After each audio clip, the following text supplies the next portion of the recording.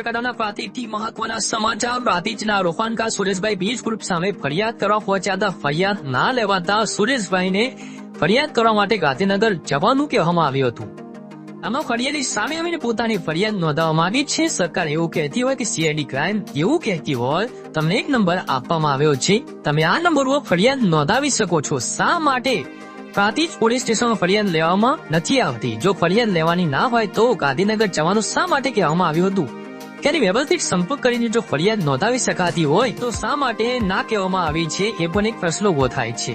તો સુરેશભાઈ વનકણ એકમાત્ર પહેલા ફરિયાદી છે જેમ 1 થી 5 તારીખ સુધી રૂપિયા આપવાના હતા, જે 3% વ્યાજે રૂપિયા આપવાના હતા, જેને 4 લાખ રૂપિયા રોક્યા કહેવાય, એને 12,000 નું વ્યાજ આપવાનું છે. એ પણ વ્યાજ આપશે કે નહીં એ પણ એક મોટો સવાલ ઉભો થાય છે. તો ભૂપેન્દ્રસિંહ ઝાલા તો ભૂગર્ભમાં ઉતરેલા છે.